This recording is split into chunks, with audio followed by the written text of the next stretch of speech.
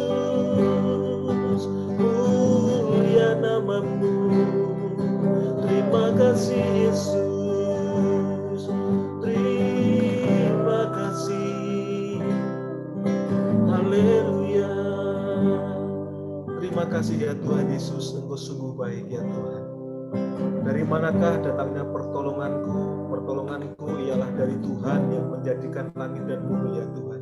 Engkau senantiasa menjaga hidup kami di segala musim dalam nama Yesus Tuhan. Terima kasih ya Tuhan. Sungguh ya Tuhan, kami melalui hari-hari kami bersama Allah kami yang luar biasa.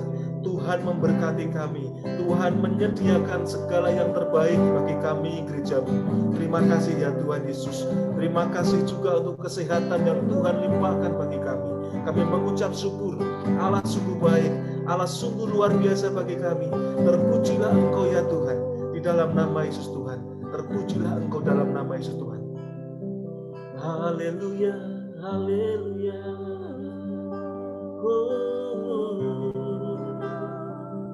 Haleluya, Engkau layak ditinggikan, Engkau layak untuk disembah dalam nama Yesus Tuhan. Haleluya. Layak Tuhan dipuji, layak Tuhan disembah, layak Tuhan, layak Tuhan dipuji. Tinggikan namanya selamanya, layak Tuhan dipuji, layak Tuhan dipuji, layak Tuhan disembah, Tuhan disembah, layak Tuhan, layak Tuhan dipuji. Tinggikan namanya selamanya, bagimu Tuhan segala pujian, bagimu Tuhan segala kuasa, bagimu Tuhan kemuliaan, bagi Tuhan sampai selamanya, bagimu Tuhan, bagimu Tuhan segala pujian, bagimu Tuhan segala kuasa, bagimu Tuhan kemuliaan, bagi Tuhan sampai selamanya, layak Tuhan dipuji, layak Tuhan dipuji, layak Tuhan disembah, layak Tuhan disembah, layak Tuhan dipuji, layak Tuhan dipuji. Tinggikan namanya selamanya, tinggikan selamanya. Haleluya, haleluya,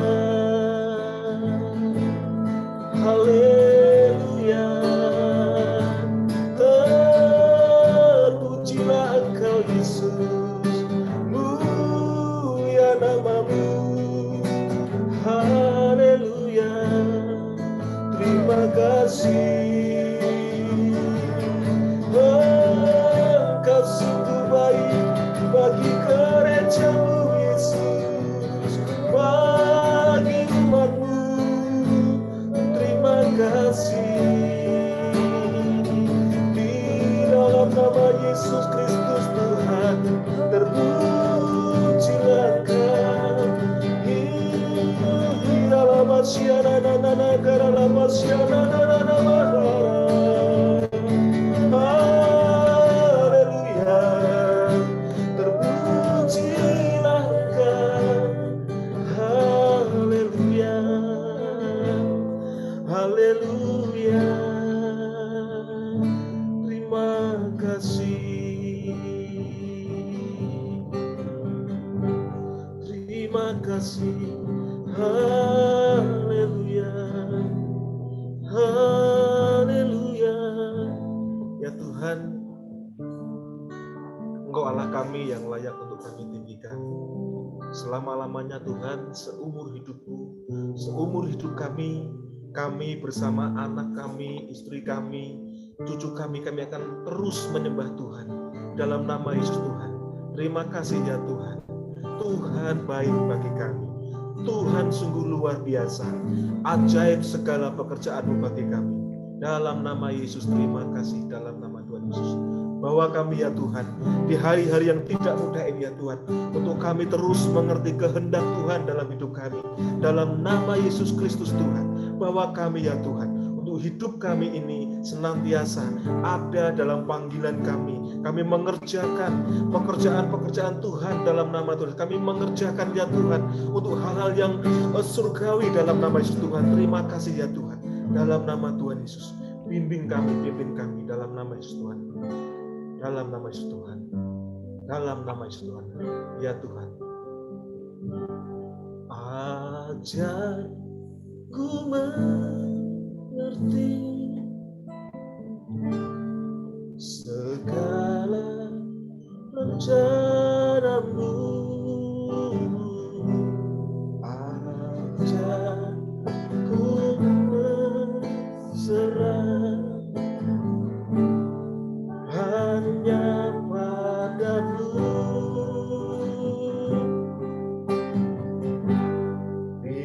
Pimpinlah jalanku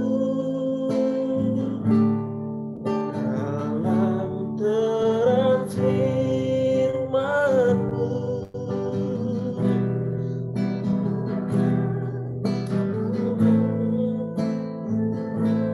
Ya Tuhan, hanya padamu. Bapakku ajaib, Bapakku ajaib, segala rancangan-Mu.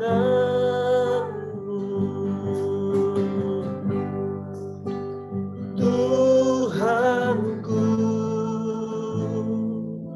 heran perbuatan-Mu. Yes, dalam nama Yesus. Engkau sanggup mengadakan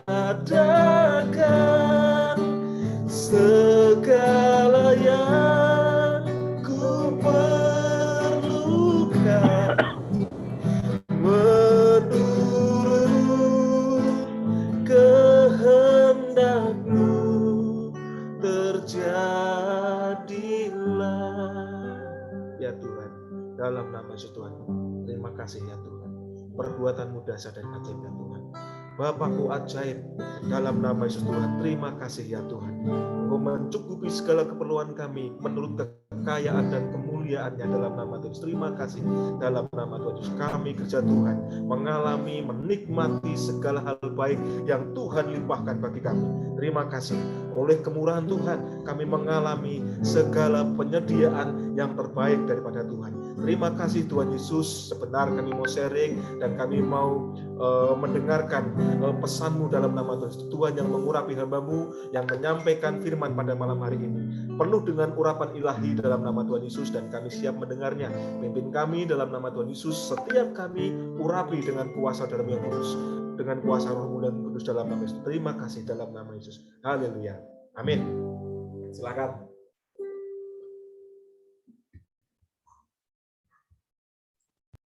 Ya, kita akan mendengarkan sharing dari Pak Edi. Monggo dipersilahkan Pak Edi. Shalom Bapak Ibu, saudara-saudaraku yang dikasih Tuhan.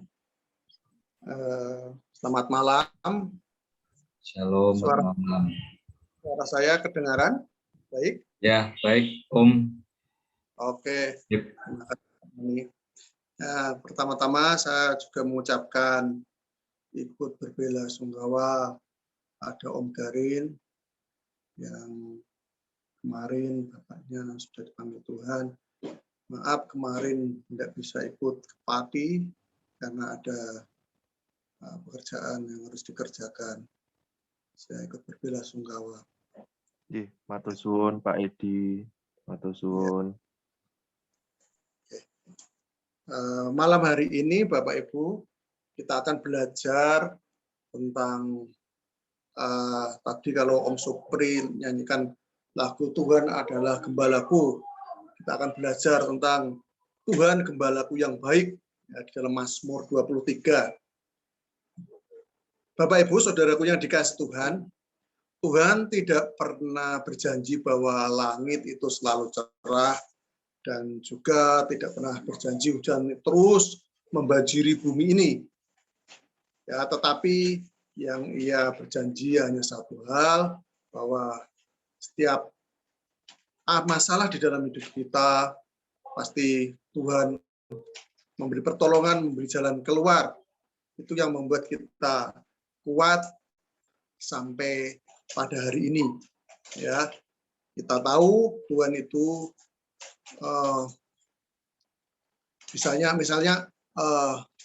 kita setiap orang itu kita baru tahu kalau orang itu sungguh-sungguh mengasihi Tuhan atau tidak itu ketika orang itu dihadapkan pada dua masalah, dua persoalan.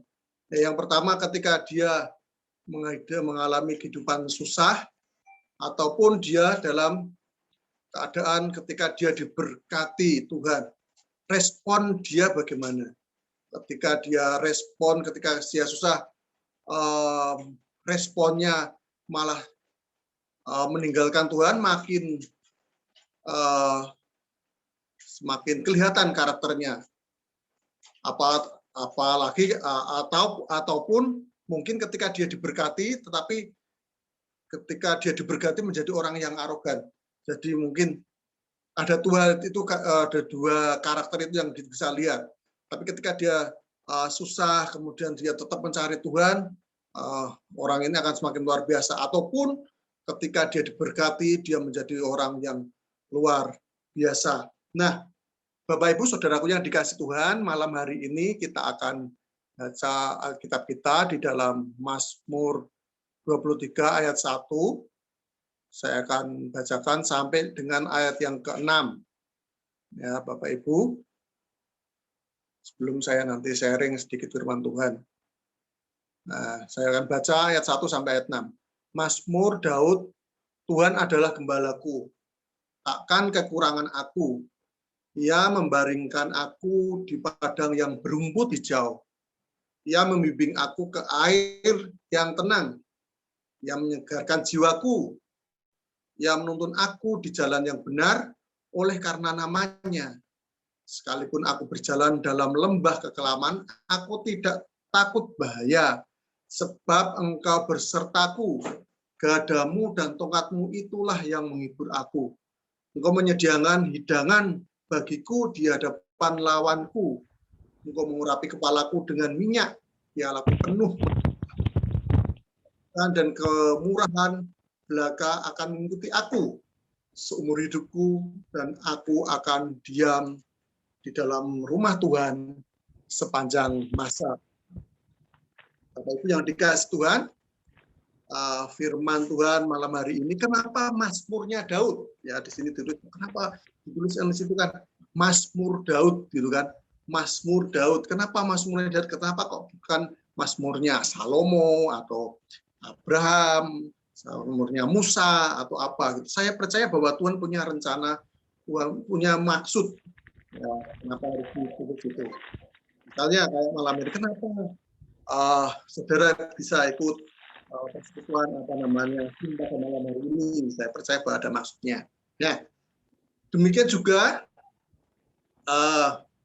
Mazmur Daud ditulis di sini adalah supaya pengalamannya Daud itu bisa kita ambil contohnya, kita bisa ambil pelajaran supaya kita bisa tidak mengambil sisi-sisi yang buruk dari kejadian yang dialami Daud, tetapi tetapi kita bisa mengambil sisi-sisi positifnya, sisi-sisi yang baik untuk kita baca, kita resapi, kita mengerti, ya, kita kerjakan, bahwa kita yakin Tuhan yang kita sembah adalah Tuhan yang selalu menjaga dan melindungi saya dan saudara-saudara di tempat ini. Jadi artinya kita sedang membaca sebuah pengalaman dari seorang yang bernama Daud di situ. Ya. Bapak, Ibu, Saudara, satu hal yang saya mau sampaikan malam hari ini adalah orang yang tidak pernah mengalami Tuhan, dia akan menghadapi masalah demi masalah dalam kehidupannya. Tetapi siapa yang sering atau dia sering mengalami Tuhan dalam hidupnya, maka orang itu adalah orang yang tidak gampang meninggalkan Tuhan. Saya percaya bahwa kisah Daud ini adalah pengalaman-pengalaman yang luar biasa bersama Tuhan. Ya, kalau Bapak Ibu membaca Mazmur Daud itu kan banyak sekali, panjang sekali itu. Itu adalah satu pengalaman-pengalaman yang dialami Daud. Sehingga kita bisa belajar dari sana. Kita bisa melihat bagaimana Daud dipakai Tuhan sangat luar biasa. Dan kita melihat perjalanan bersama Tuhannya itulah yang membuat Daud semakin intim dengan Tuhan. Ya. Dan itu membuat Daud tidak menjadi orang gampangan. Dia menjadi orang yang luar biasa karena pengalaman itu. Ya, seperti yang tadi saya sampaikan, bahwa pengalaman itu yang membuat dia mengetahui Tuhannya itu Tuhan yang besar, Tuhan yang tidak pernah meninggalkan, Tuhan yang selalu senantiasa menjaganya.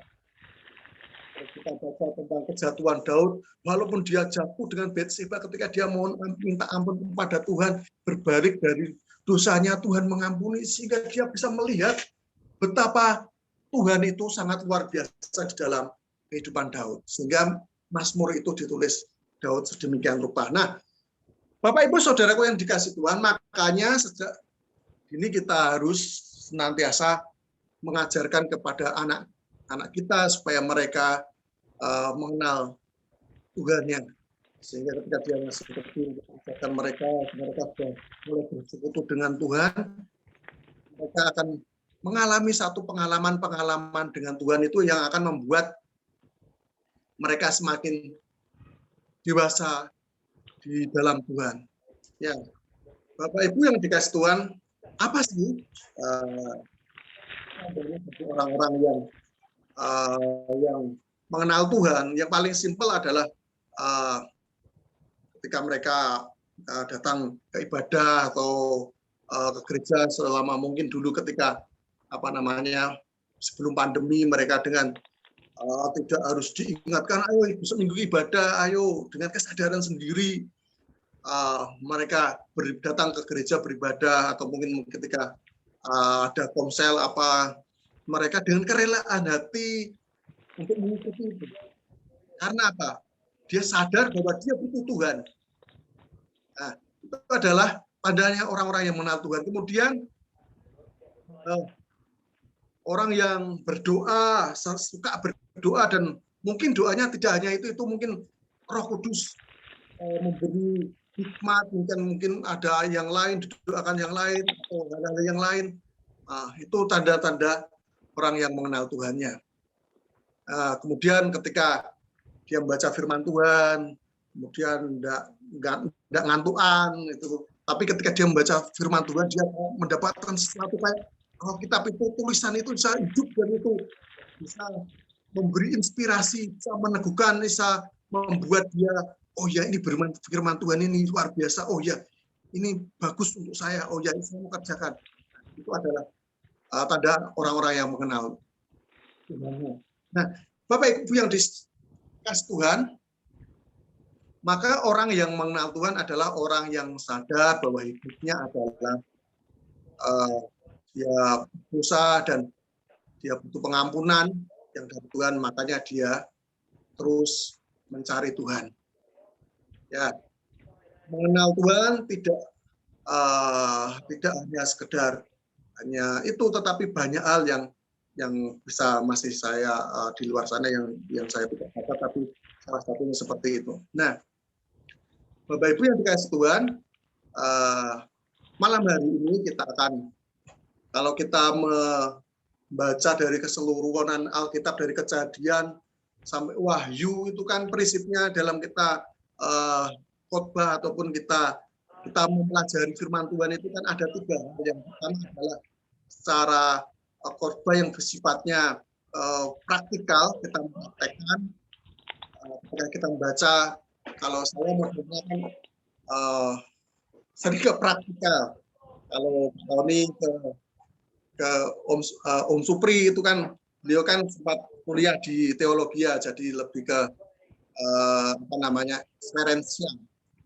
Nah, tapi pada dasarnya kan ada praktikal, ada eksperiensial, dan ada filosofis teologis. Ada 3 ini. Ya, kalau saya catat di sini ada 3 ini. Kalau yang praktikal itu adalah ketika kita membaca firman Tuhan, kemudian kita dapat firman Tuhan itu kita kerjakan. Contohnya ketika kita mendapatkan firman Tuhan, mintalah, engkau akan diberikan. Nah, itu kan contoh-contoh yang praktikal. Ketoklah, maka pintu akan dibuka. Carilah, maka kamu akan menemukan. Nah, kalau yang eksperiensial itu adalah mereka biasanya mendeteksi lebih dalam lagi, gitu. Jadi Kejadian sampai Wahyu, gitu. Kenapa Daud jatuh dalam perjinan, gitu. Kemudian orang beriman kok dia pernah jatuh dengan Hagar. Kenapa? Mereka biasanya mengulik lebih dalam, gitu. Ya. Kemudian Salomo itu padahal beliau adalah orang yang berhikmat, tapi kenapa dia gundinya sampai 1000, gitu. Jadi biasanya seperti itu. Itu yang eksperiensial. Kemudian yang ketiga adalah filosofi teologis, adalah biasanya ini yang khotbah yang biasanya diseminarkan. Karena apa ini kadang sulit biasanya. Itu misalnya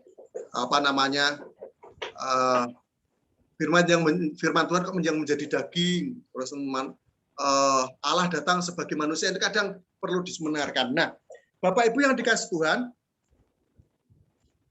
dari semua ketiga itu yang menghubungkan antara praktek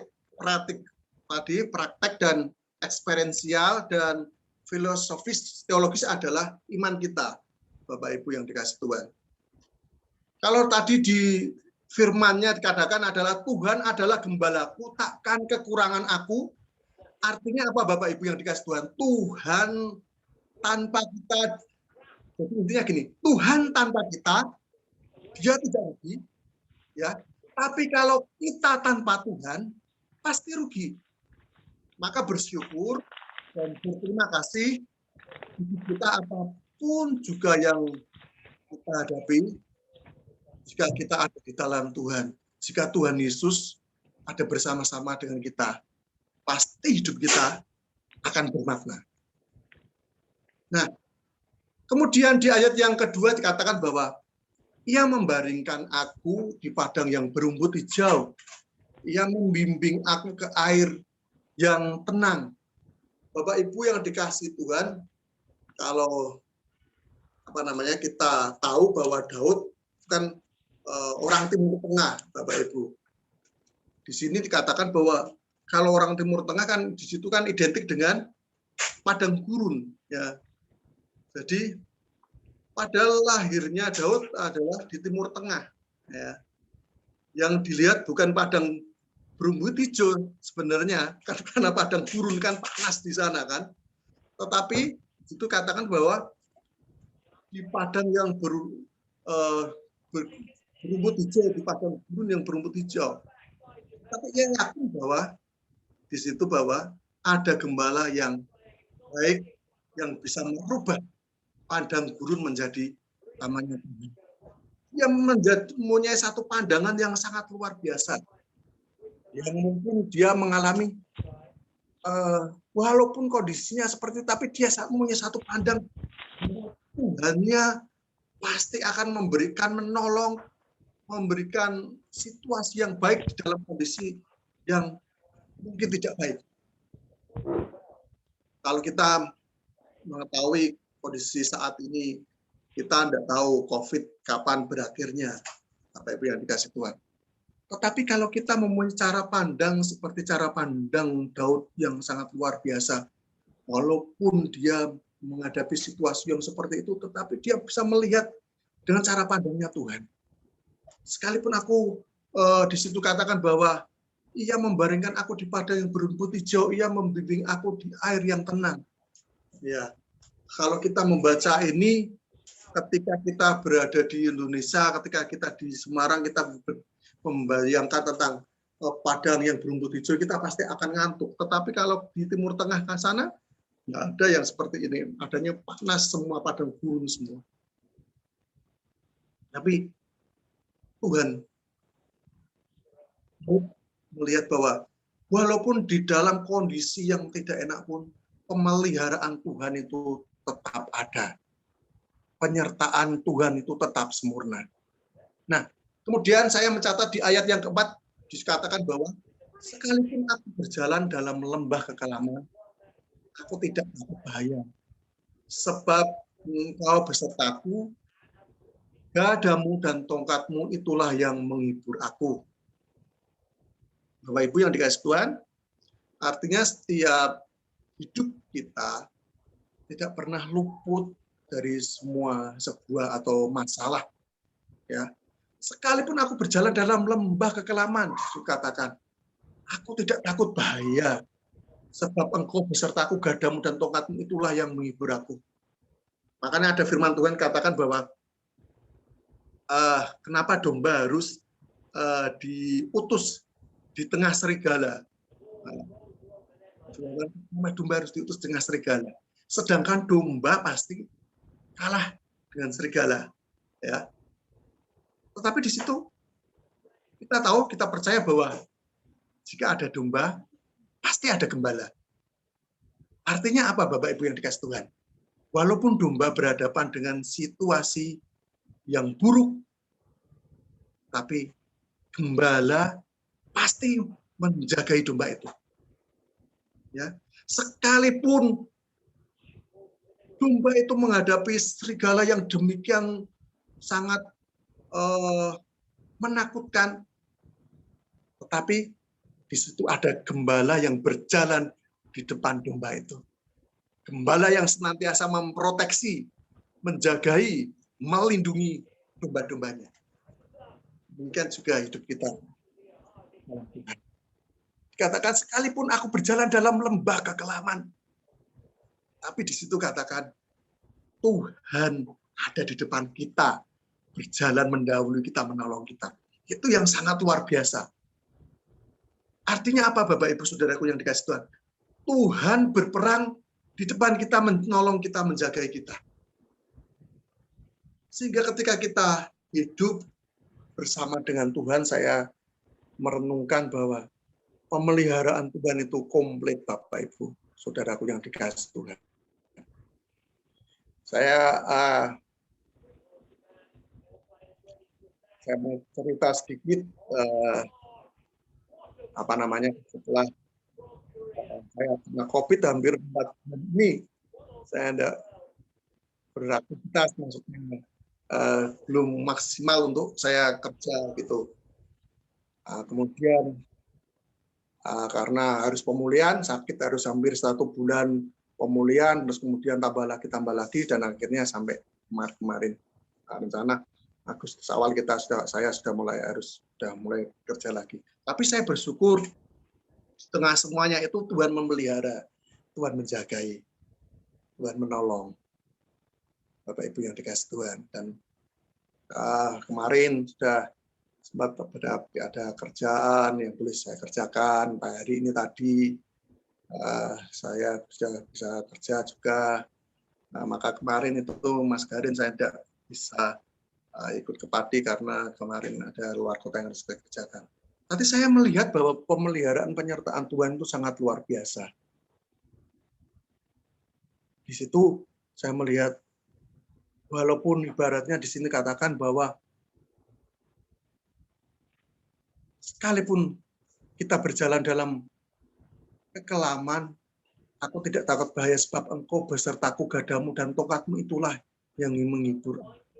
Kemudian yang ayat selanjutnya di situ katakan bahwa engkau menyediakan hidangan bagiku di hadapan lawanku. Engkau mengurapi kepalaku dengan minyak, pialaku penuh melimpah. Kebajikan dan kemurahan belaka dan akan mengikuti aku seumur hidupku, dan aku akan diam di dalam rumah Tuhan sepanjang masa. Wah, ini satu janji Tuhan yang sangat luar biasa, satu pengalaman yang luar biasa Raja Daud ini. Yang kita boleh mengambil sisi baiknya, dan ternyata di sini sangat luar biasa, Bapak Ibu yang dikasih Tuhan. Saya melihat dia bahkan katakan bahwa engkau menyediakan hidangan bagiku di hadapan lawanku. Engkau mengurapi kepalaku dengan minyak, pialaku penuh melimpah. Bapak Ibu yang dikasih Tuhan, tadi dikatakan bahwa sekalipun kita menghadapi situasi yang tidak enak, ketika hati kita percaya terus kepada Tuhan, ketika terus menaruh pengharapan kita kepada Tuhan. Sebentar Bapak Ibu, ada Bapak Ibu yang mau apa namanya, untuk orang meninggal, saya suruh istri dulu untuk menemani. Sebentar. Mau ditemani dulu. Ditemani ke Pak. Sebentar, maaf ada iklan sedikit tadi. Ya, ini tadi karena ada janjian mau menjenguk ibu yang meninggal dari teman-teman RT, dan saya harus menemani, tapi ditemani istri. Lanjut. Jadi Bapak Ibu, saya percaya bahwa Tuhan akan menolong kita dalam situasi apapun. Terlebih apa namanya, dalam kondisi COVID seperti ini, jangan takut Bapak Ibu. Dikatakan bahwa engkau menyediakan hidangan bagiku di hadapan lawanku. Engkau mengurapi kepalaku dengan minyak, pialaku penuh melimpah. Kebajikan dan kemurahan belaka akan mengikuti aku. Walaupun kondisi saat ini di depan kita COVID, ataupun ke depan kita belum tahu, tetapi yang pasti Tuhan tidak pernah meninggalkan kita. Tuhan adalah gembala kita. Kita adalah domba-dombanya. Ketika kita berada di kondisi apapun, ketika berada di kondisi apapun, di situ, di dalam mara bahaya, ataupun di dalam kesesakan, ataupun di dalam yang sesuatu yang tidak enak, gembala senantiasa bersama-sama dengan gembala itu. Demikian hidup kita dengan Tuhan. Tuhan adalah gembala kita. Kita disebut sebagai dombanya. Dia tidak pernah meninggalkan kita. Bahkan dia berjanji, sekalipun aku berjalan dalam lembah kekelaman, dia senantiasa menolong. Dia senantiasa bersama-sama dengan kita. Dalam kondisi apapun. Mungkin saat ini, mungkin saya paham dengan mungkin juga kondisinya Mas Garin. Mungkin sedang hari ini sedang berkabung. Tetapi sadari bahwa Tuhan juga pasti akan memberi kekuatan kepada keluarga Om Garin, ataupun yang lainnya. Bapak Ibu yang lainnya yang sedang mungkin sedang bersedih atau sedang mengalami situasi yang tidak enak. Itu yang mungkin boleh saya sampaikan malam hari ini, bahwa Mazmur Daud ini mengajar banyak kepada kita untuk kita tetap hidup berjalan terus bersama dengan Tuhan. Terus melangkah menuju apa yang sudah ditetapkan rancangan Tuhan atas hidup kita. Bahwa di sana sudah tersedia berkat bagi kita yang terus menaruh pengharapannya kepada kita, kepada Tuhan. Amin. Mari kita berdoa.